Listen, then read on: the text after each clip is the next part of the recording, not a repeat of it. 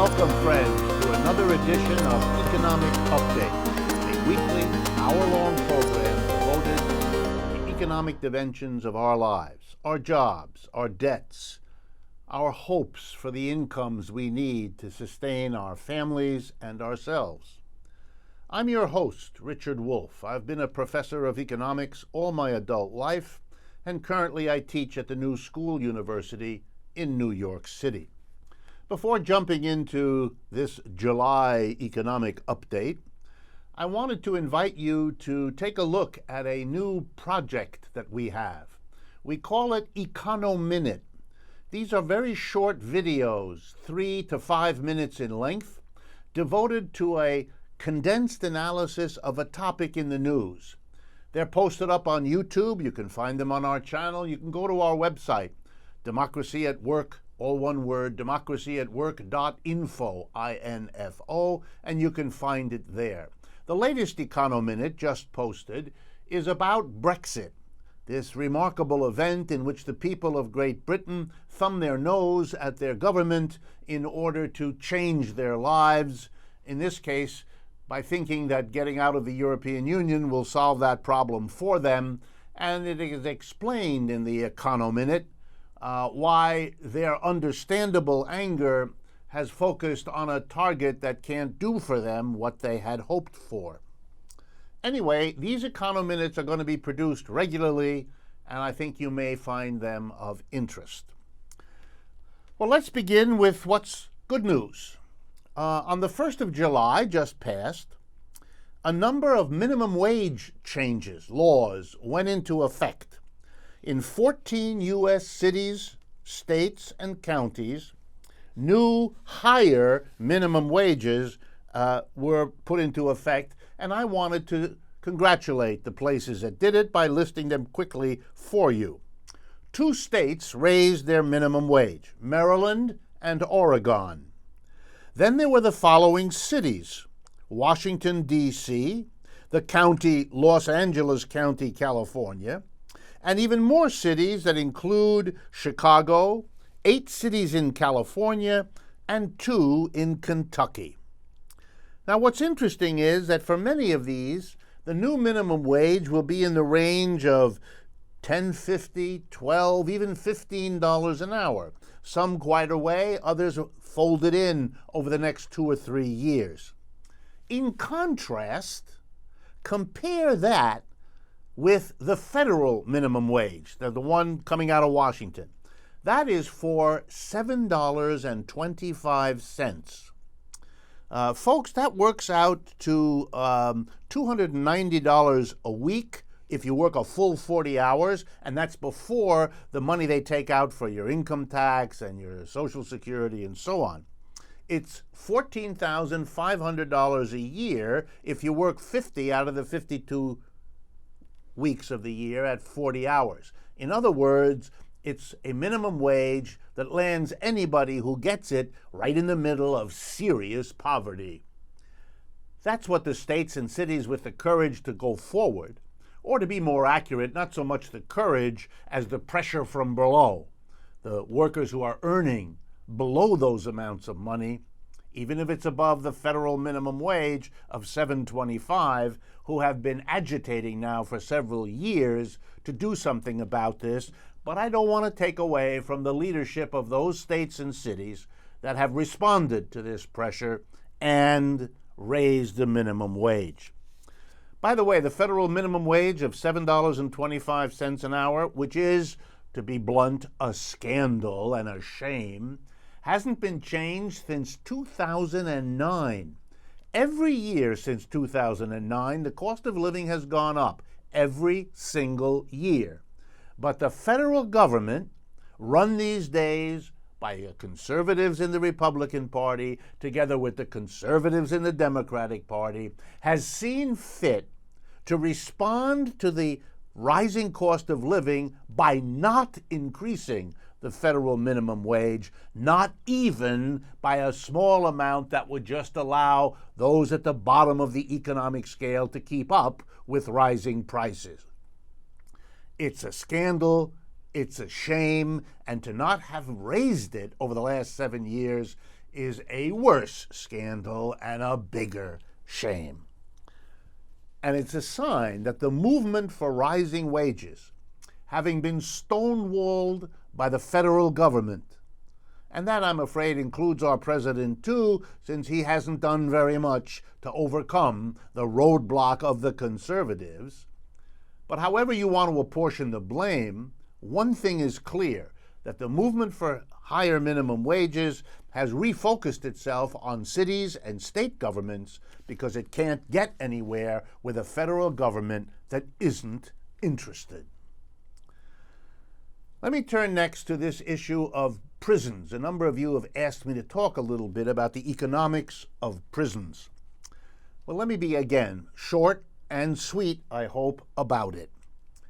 According to the folks who keep track, it costs roughly $31,000 a year per prisoner to house the number of people that we keep in jail in this country, which, as I'm sure most of you know, is a larger number as a percentage of our total population than any other country on this planet.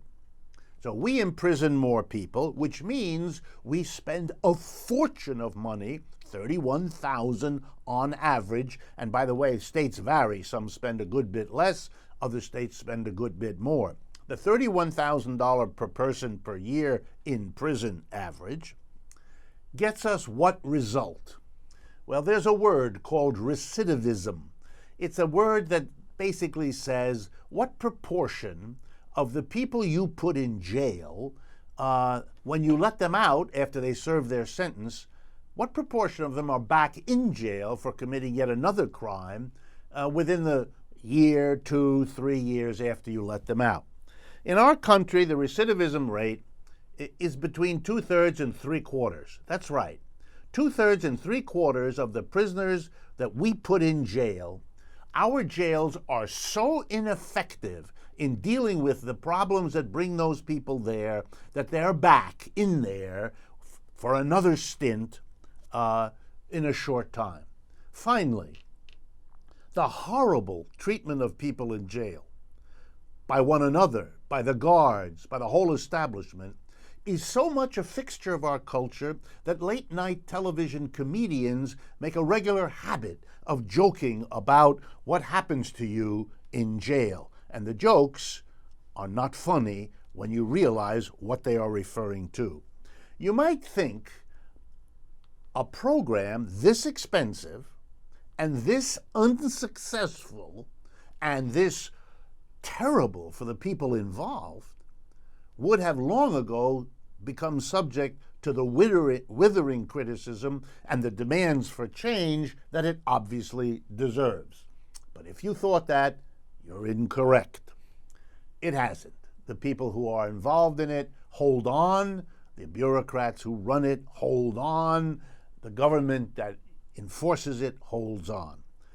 Let me suggest something. And here I'm borrowing from a famous law in Italy called the Marcora Law. This law is about unemployment. I'm going to explain it in a moment, but it could apply to prisoners as well, to convicts as well, to incarcerated people as well. The Marcora Law says to a person, if you become unemployed, you have a choice. Yes, you can get a check every week for a couple of years. We help you out. Or, if you get at least 9 other unemployed people like yourself together, we'll give you the whole 2 years' worth of weekly unemployment checks as a lump sum right now. You and all the 9 or more other unemployed, so together you're going to have a nice bundle of money. We will do that if you use the money to set up a cooperative workplace and commit yourself to make it succeed, to have a job that way because you're giving a job to yourself. It won't cost the government any more than it would have paid you per week, but it can make a much better result than having you on the dole for 2 years with all that does to your self-esteem and all that does to your skills, etc., etc. It's worked beautifully in Italy since 1985. Well, let's now apply it to the jails of our society. The biggest single problem for incarcerated people is what happens to them, or rather what doesn't happen to them, after they are released. with a record, a criminal record of having been in the jails, it becomes hard, well, impossible for many to get a job. You have to work in a poor job with poor pay. In other words, you have two strikes against you because you're in the prison system, and then you find out you have another strike when you get out. Moreover, the jails don't work. Suggestion that we spend less money on jailing people and more money on providing them with the training and the capital to become their own bosses when they come out. Set up cooperative enterprises where they will hire themselves, thereby avoiding the whole problem of finding an employer who's willing to hire formerly incarcerated people. Making them able to run and be in charge of their own businesses will show the rest of American society what this model can do. And my guess is many fewer of these people will find their way back into jail because we've come up with a better way of helping them re-enter and function in society than the one in place now. Let me continue. I want to drive home in yet another way the fact that the so-called economic recovery we were supposed to have over the last 5 years is a myth. It is something that applies only to the top 3 or 4% of the people who designed the recovery to take care of themselves, just like they designed the money-making deals that got us into the collapse in 2008 in the first place. Very quickly, 3 big signs. This last week, the Italian banking system told the world that it was in the worst imaginable shape. Things haven't gotten better since the downturn in 2008 in Italy. Just like other poorer parts of Europe, Greece, Portugal, Ireland, Spain, it now turns out that Italy is in trouble. It turns out that nearly 20% of the outstanding borrowers from Italian banks can't make enough money to pay back their loans, putting the banks themselves into desperate circumstances. And the Italian banks are demanding money from Europe to do another bailout, which the Italian people will not tolerate politically, or to take the money of the depositor and give it instead to the bank to bail the bank out. They tried that back in December in Italy. It caused an uproar. My point is, we're seeing sign after sign that the so-called recovery isn't there and has been hidden by gimmicks and is now coming to the surface. Another example. In a few weeks, the Olympics will start in Rio de Janeiro, Brazil.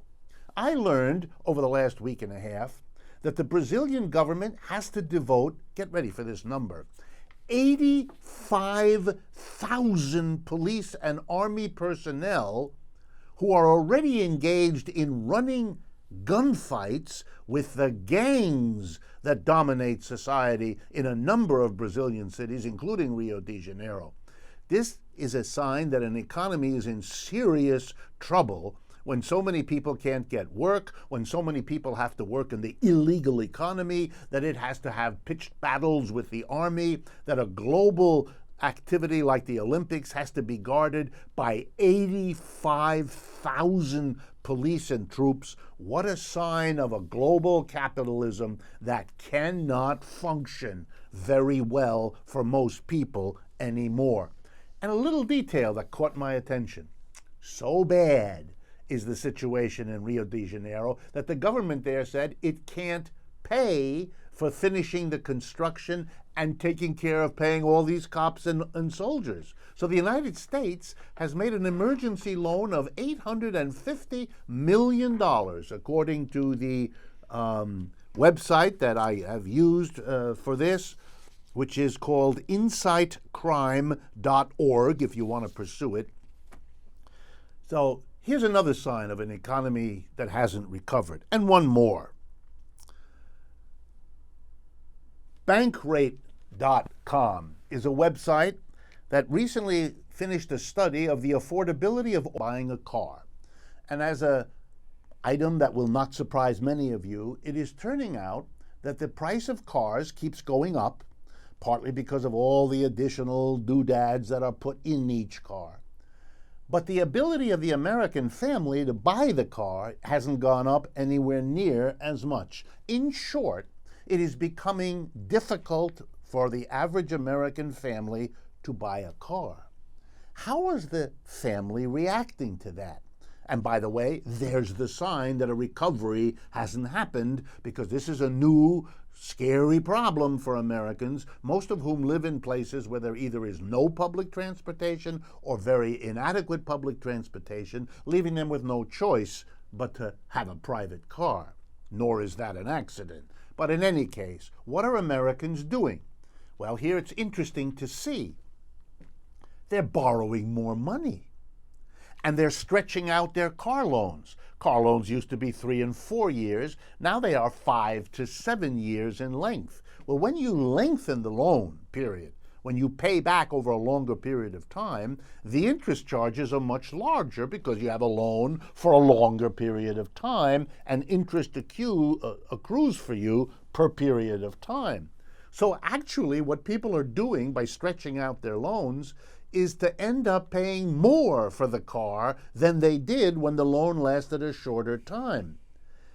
The end result is that even though Americans can't afford a car, the strategy they've turned to be able to manage the situation in the long run means they'll be paying even more for their car than they already do. This is a dead-end situation that can't last. This is an unsustainable arrangement.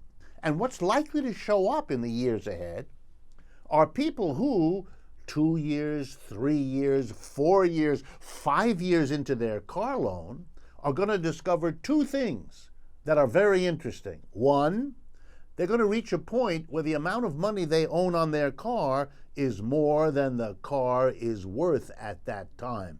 They're going to be what in the real estate business is called underwater, owing more than the thing you're paying off is worth. And the second thing that's going to happen is an increasing number of people having economic difficulties 2 years, 4 years, 6 years down the road are going to be unable to repay the car loan.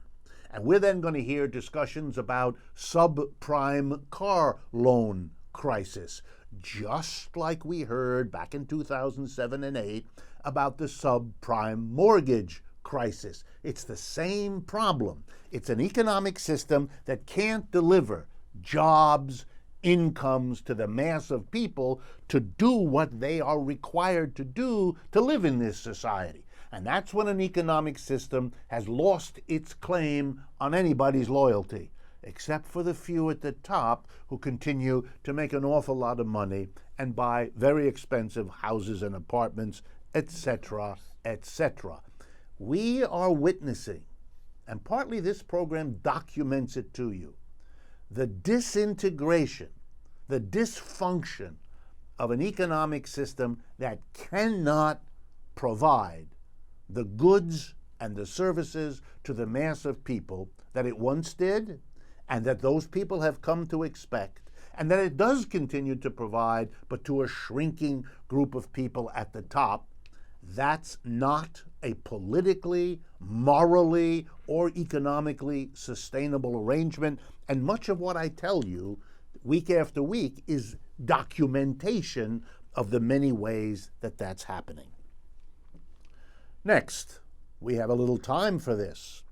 The United States Senate passed a genetically modified organism bill this last week.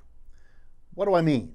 Well, the federal government, after years of people trying to, finally is beginning to pass a bill whose basic purpose is to require that the food we eat, all of those objects that we put into our bodies to survive, if they use genetically modified organism, a part of nature that human beings have changed around, that they have to tell you that. It's a labeling law. It's a law that says when you buy something, you have the right to be told whether genetically modified organisms are part of what you are going to be eating. Is the government doing this because it sees the obvious appropriateness of this. An informed consumer is something we have the right to demand. We now demand that the producers of food tell us what's in there, the calories, the salt, and the other things we need and have every right to be informed about. We're often given the information where this food comes from, etc. And now we're struggling to be told whether there's GMO, since there's an enormous controversy around the world, and many parts of the world which forbid all of that because it may be unsafe. Okay. The industry, the food industry, has been fighting in the state houses of our states and in the federal government to not have to do that. Why? Because it costs them money. Because people may decide they don't want to buy food that is GMO. And that means that the food producers, from the farmers to the packagers to the processors, will have to have, for example, two kinds of food. The kind of food that does have GMO in it, or the kinds of food that doesn't, maybe side by side on the shelf, so you have freedom of choice. Or maybe GMOs will become outlawed, and they'll have to redo their production. They don't want to spend the money. They don't want to lose the profits. They don't want to take the risks. So to keep their profits and to minimize their risks, they are risking our lives. And it's important to understand that we live in an economic system in which this happens every day. They don't want to have to do it. Well, then why did they do it in the Senate? The answer is obvious. In a number of states, and here hats off to the state of Vermont, the state of Vermont passed a law saying you must do it, and if you do not label your food you cannot sell it to the people of Vermont. And the terrible fear in the food companies was, oh my goodness, Vermont is going to be a model. They already know there's a big movement in California and elsewhere to do exactly the same as Vermont has done, to demand that the consumer can know what he or she is buying and eating. So what this bill is an attempt to have the federal government do a nambypamby law so that the kind of law passed in Vermont is superseded by the federal law. The federal law takes precedent, the Vermont law doesn't apply, and they can forestall any of the other states going in that direction. To show you what I mean by nambypamby law, real simple. There's no punishment if you violate it. This bill has no punishment. It's basically a voluntary arrangement since there's no penalty if you violate it. Beyond that, I could give you more details. It's a pathetic example of private profits trumping public health. And that's a result of the economic system we have. We've come to the end of this program's first half. Please stay with us. After a short interlude, we'll be back with a remarkable discussion between myself and Dr. Harriet Fraad, a practicing mental health counselor, trying to analyze what happened in Orlando, Florida, when a deranged man killed 49 people in a nightclub. This is an issue that psychology and economics have much to say about. If you find that interesting, stay with us. We'll be right back. I'm Anne. I'm a scientist. Recycling takes a team. Why don't you let me And me. help you out? Everyone plays a part. Don't trash I love taking stuff apart and building new things out of it. what could be treasure. Pal's my most advanced android. This is awesome. You haven't seen anything yet. Give your cardboard box another life. Recycle. Hey, come see what I collected from the Creative Galaxy in my idea box. Transform your world. Will you help me make art? Before you throw it away, Hey, I have an idea. think outside the box. Go be amazing! Give your cardboard box another life. Recycle.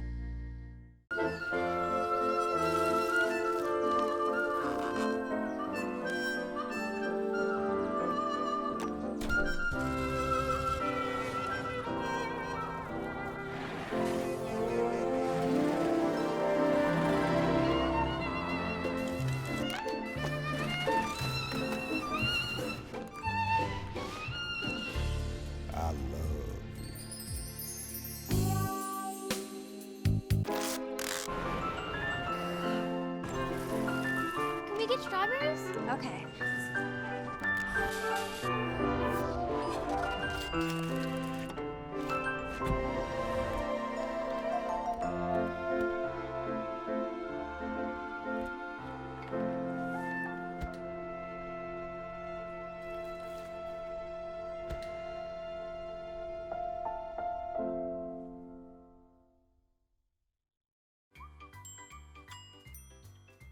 Fancy pants peanut butter? A big screen television. You haven't even bought a sofa yet. A motorcycle? When your father finds out, he's gonna flip his shoes with 2 buckles? What do you even need 2 buckles for? Mr. Big Shot, buying whiskey shots for everybody in the bar. From the looks of it, I'd say nobody even remembers. Feed the pig.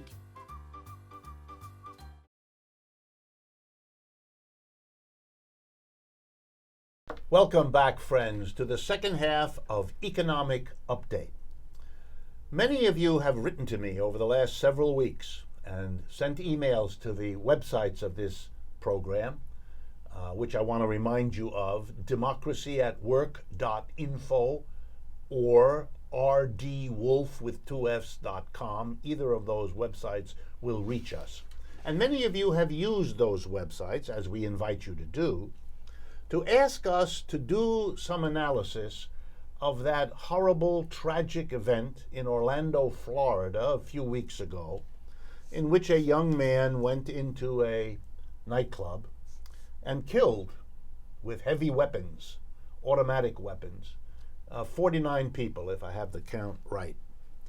And you're quite right to think that there are economic and psychological aspects that would warrant an analysis and might shed some light on broader issues in our society. And many of you also asked for me to bring back Dr. Harriet Fraad, a mental health counselor with a private practice in New York who's been on this program in the past. She's also a psychotherapist, and she writes a great deal with regular publications in Truth Out, in Tikkun, and in the Psychohistory Journal, which is a journal that specializes in using psychological approaches to understand historical processes. So first of all, thank you very much, Dr. Fraad, for joining me. Thank you for inviting me.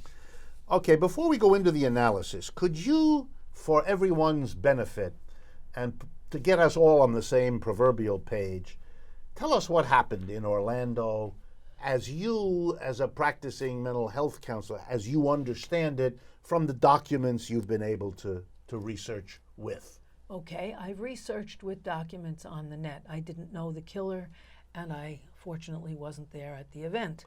But on the night of June 12th, a man named Omar Mateen came to the Pulse gay nightclub in Orlando, Florida, with automatic weapons and killed 49 people and wounded more people than 49.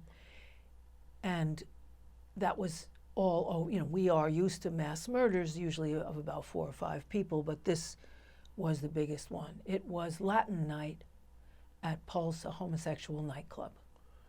Now, we ask, how come, The primary motive, by the report of Mateen's friends and lovers, was revenge.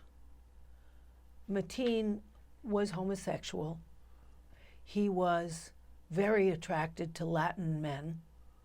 In his friend's word, he loved the brown boys, who did not return his enthusiasm. He had just been in a 3-way sexual event and later found out that one of the participants had AIDS. He was terrified and had himself tested repeatedly. The tests were always negative. So he did not have AIDS. He did not have AIDS, but he couldn't believe it. He felt so contaminated and so sick that he couldn't believe that he didn't have the dread disease of AIDS.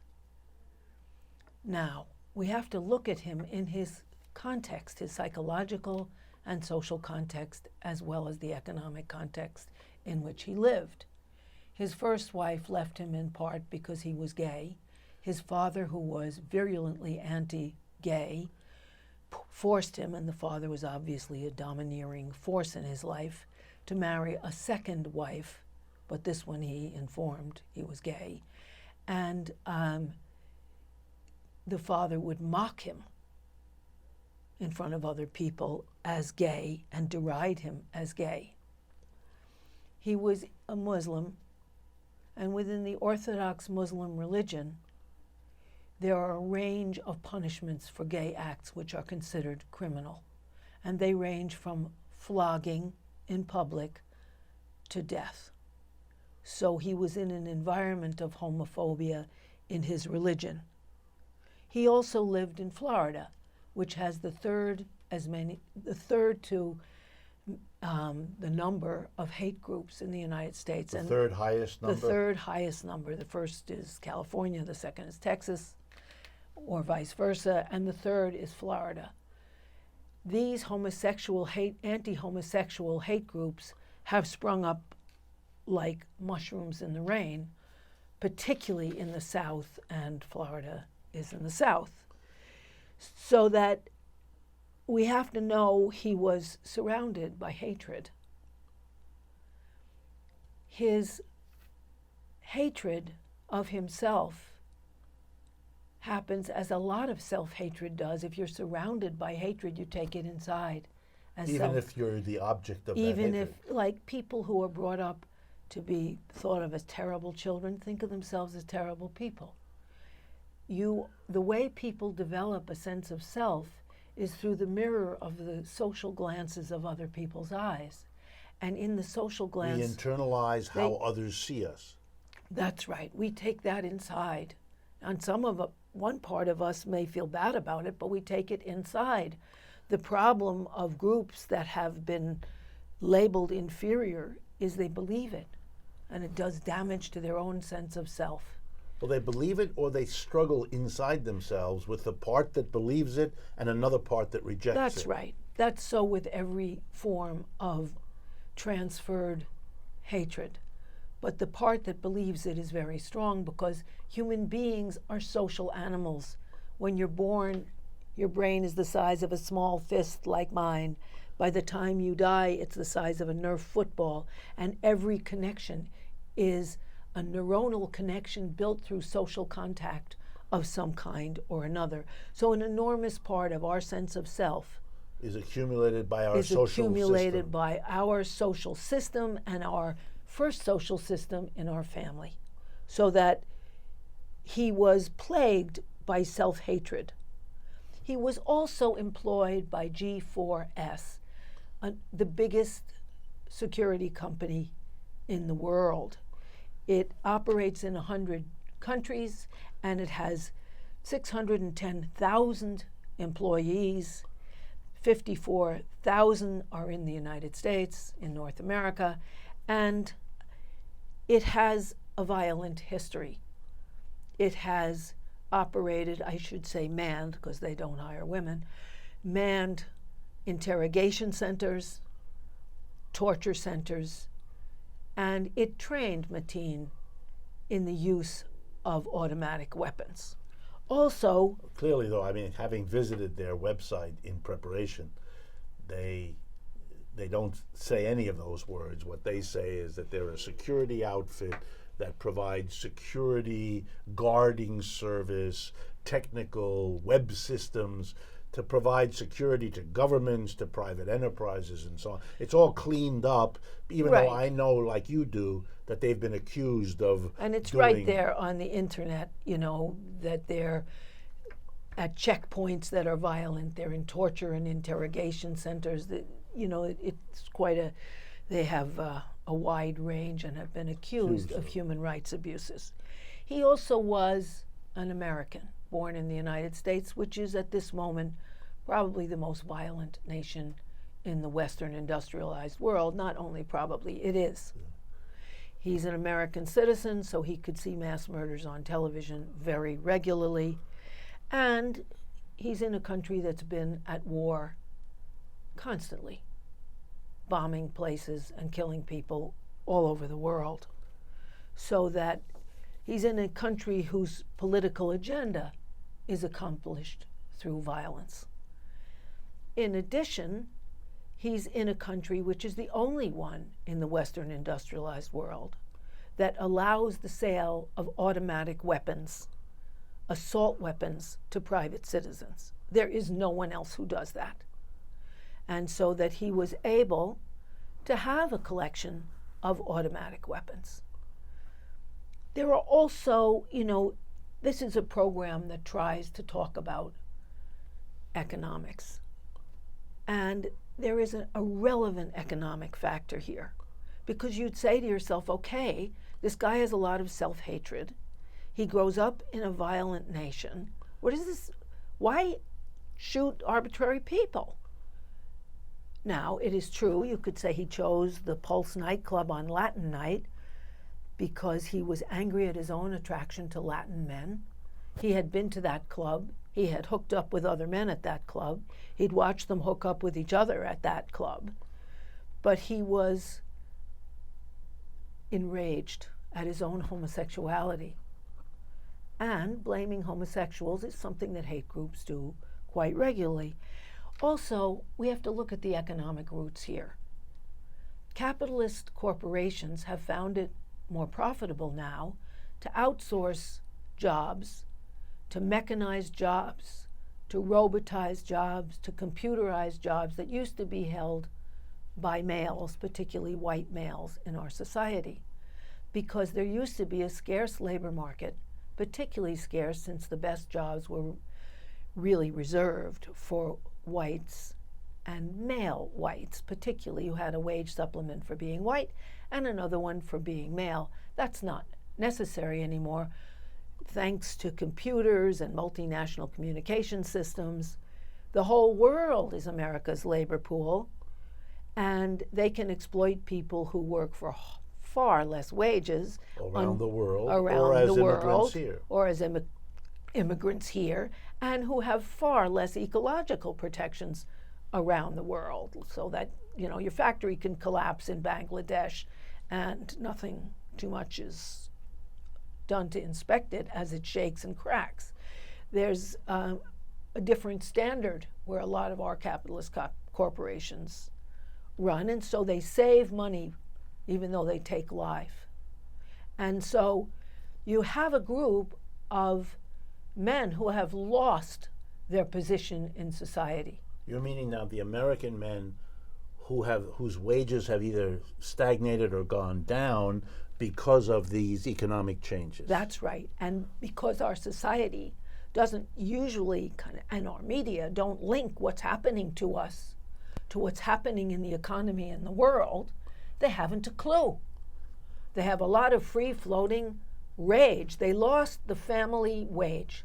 The family wage used to be paid to primarily white males, and certainly males, to support dependent wives and children who worked as domestic servants, and in case of wives, sexual servicers and child minders and so on, full-time, no more. Let me interrupt you. So when earlier you talked about a supplement that white men got because they were male and because they are white, you are now saying the same thing in terms of this so-called family wage. In other words, capitalism in the United States had lifted up wages, partly through the struggles of unions and so on to get that, giving the men who had the good jobs, white men, enough money to sustain a dependent wife and children at home, and we call that the family wage, and that when capitalists wanted to make more money and moved production abroad or replaced these jobs with machines, automation, and all that, the position of these white men was basically removed. They couldn't get that kind of a job with that kind of a enhanced income. And then here comes the cruncher, if I'm understanding you. They couldn't sustain these families anymore. That's right. The American family, which has been in a crisis for decades now, is itself, in a sense, a victim of economic changes that it doesn't understand to have economic causes, but does. Absolutely. And if they understood that there were economic causes, they could have been out there demonstrating for public quality childcare, which we have less of than we did during the World War II, when we needed to employ women, good quality childcare, after school care, summer care for children, elder care, all of those things would have supported the family. would have supported the family, like it does when you took away the family right. wage. That's right. That's why we have the highest divorce rate in the Western industrialized world. Because no supports were provided. Matched only by Russia after 1989, when the supports for their child care and after school and public kitchens and all the other things were removed. Collapsed, yeah. And so that you have men floundering, and they are, and with a lot of free-floating rage Because and they're hatred, because their position is over. Women don't want them anymore because they can't provide, and they still want all sorts of services, and women can have children without men. 42% of children are born outside of a marriage, and so that they've lost their whole standing as men and as people. And one of the ways they get it back, thanks to the gun manufacturers and the NRA, is through guns. So they want to have a gun because it's a kind of symbolic holding on to their mastery and manhood. That's when right. in fact, economically, the ground has been pulled out from underneath them. Absolutely. So, Well, where does the gay and anti-gay play? How does that fit in here? well, people have a lot of free-floating rage, especially the white men who have been dethroned. And they look for somebody to blame. And they look for somebody to blame where it doesn't cost them much. It's the suck up, kick down theory. And who do they find? Well, they look at the people who they think have unseated them. Because one of the things that did happen, although it isn't as big as capitalists investing in ways that destroyed the family, is that at the same time, in the 70s, the same time as the factories moved overseas and people's jobs were computerized and mechanized, women and minorities fought hard for and got some extension of their basic rights and made some advances in employment. So they began to see And that so as they the saw that enemy. as the cause of their problem, that people who have sex outside of the family, which are homosexuals, and who are not real families. There have been, there are 200 bills against the allowance of marriage, particularly in the South, of course, where Mateen came from. And so that they have huge rage, which they take out on homosexuals, on women, and on immigrants, because those are all people beneath them in the hierarchy. And Trump becomes their vehicle. And they can believe that those people have stolen their manhood. That's right. And stolen their jobs. For me, as an economic analyst and with interest in politics, it's also, there's a sadness in your story. Very. Because you think to yourself, they misidentified the problem. They were either unwilling or unable to confront that the employer who fires you, or the employer who doesn't raise your wages, or the employer who lowers your benefits, or the employer, et cetera, that's their problem. This employer group, this employer class, this system that allows them to do something that enhances their profit at terrible cost to you and your life. Right. They're afraid or unwilling or unable to see that problem. Instead, they go after a scapegoat. Exactly. A gay person, an immigrant, a female, a hippie, or whatever it is. For their sadness. free-floating rage. The sadness is, no matter what they do to those groups, it's not going to solve their problem. Of course it isn't. And there's another sadness, which is, if they had realized that, they could have organized to get supports and have men and women be friends and equals and have a different kind of love, which is much more freeing for both of them. As and men, a different kind of family structure. they could have had a family structure where they see and interact with the children that they have and enjoy them, where they learn what are the strengths and joys of caring for vulnerable life, of making a beautiful environment, of keeping things in order and clean. And women, as women, through the women's movement and through the pressure of capitalism, gained skills in the workforce and gained access, they could have gained the domestic joys that they miss out on. So they lose on every side. They show hatred to a group that won't solve their problem. And this Mr. Mateen, I can now see why it captures so many people. Because here's a guy who surrounded himself with high-powered weapons to cope with his sense of loss of self, the hatred, loss of manhood, the and his hatred for for himself, homosexual. for being a homosexual, Right. perhaps, for being a pariah, for being the object of his father's disapproval, which is hard for anybody. So he, in a sense, Mateen tries to kill off the gayness in himself as well as everybody else. He did die in the process too. Of course. And he embodies this gun culture. He literally in himself embodied the end result of explaining the difficulties you face in your life, not by understanding how it came to be that there's a difficulty. And how to then, knowing how you got into a situation helps you know how to find your way out. Yeah, but he didn't understand that. And I'm struck too that the people who say, oh, well, this has to do with homosexuality being a pariah in the Muslim religion, as it is in so many religions, at least in the fundamentalist version. But the truth is that many things those religions say, nobody pays any attention to. That's right. You mustn't use birth control. You mustn't have sex outside of it.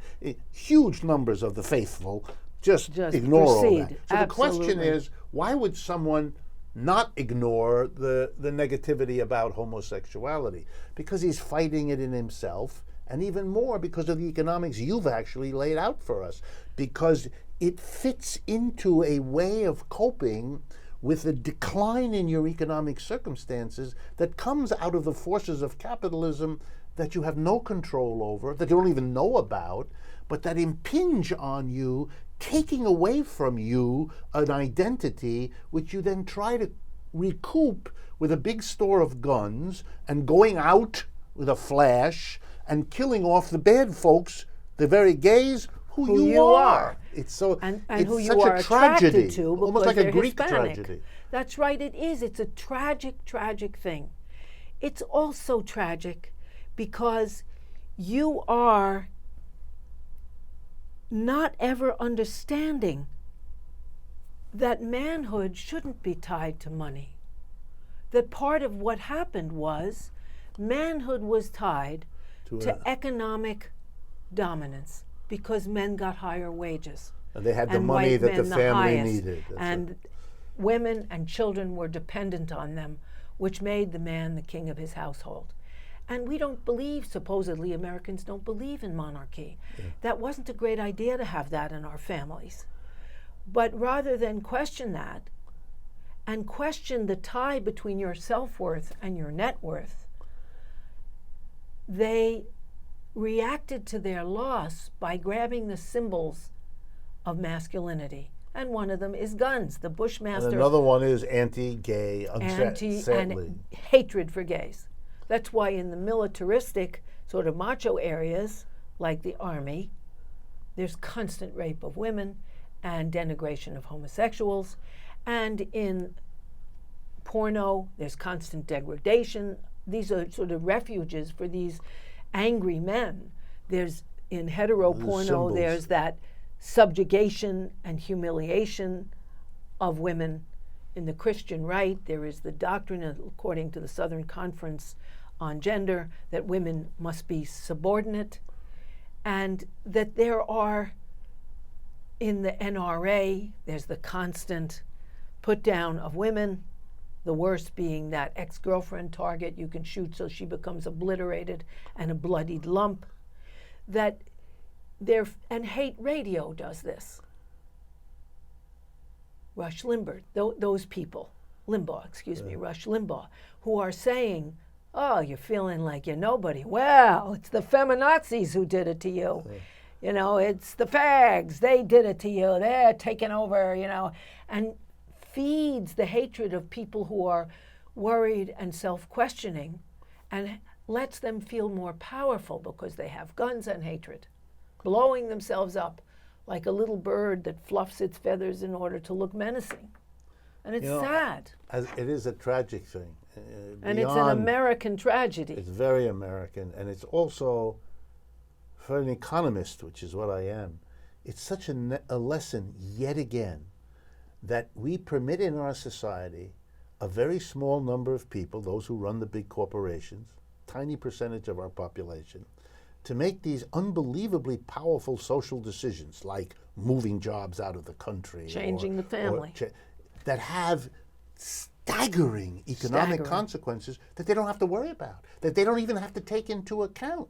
You know, I could do the calculation and show that the cost to the United States of all of the psychological and physical damage done by collapsing the system of wages that we had, yes, it makes profit for the few, but the social cost means that if you really cared about efficiency, that was not a good decision to make. That decision had more costs than benefits. The benefits went to a very few, the costs were stretched out for many, and they weren't counted. And that's why we permitted it to happen. And when they stand up and say, we do the efficient thing, the answer is, oh, no, you don't. Well, you efficient can't. for who? That's right. It's efficient for you. And also there is the personal costs in the lives, first of all, the 49 people whose Who are lives dead. And the are horror over. for their families and friends. For over 100 wounded. No, same thing. The costs. The cost for those homosexuals of so much hatred against them. The cost of the men going after people who can't really help them.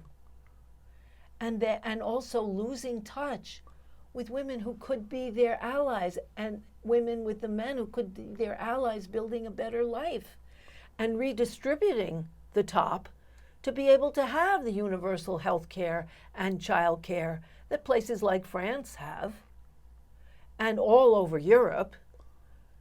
You know, it's a tragedy, and it's an American tragedy. Dr. Harriet Fraad, a hypnotherapist. I'm a hypnotherapist and a mental health counselor in New York City. That's right, and a prolific author, and someone that you have asked me to bring back, which I will continue to do. I appreciate the response that her presence on the program generates each time. That's why she's here. And that reminds me to remind you, please partner with us through the websites, rdwolff.com and democracyatwork.info. I want to thank TrueFact.org, that remarkable independent source of news and analysis. They partner with us, we with them, and we want the same with all of you. Invite us to come to your town to give a talk. Help us get on more radio stations. Work with us to deliver this message that this program represents to as wide an audience as possible. Get in touch with us for any kind of partnership you can imagine that we haven't even thought of. Thank you again for attending to this program this week, and I look forward to talking with you again next week.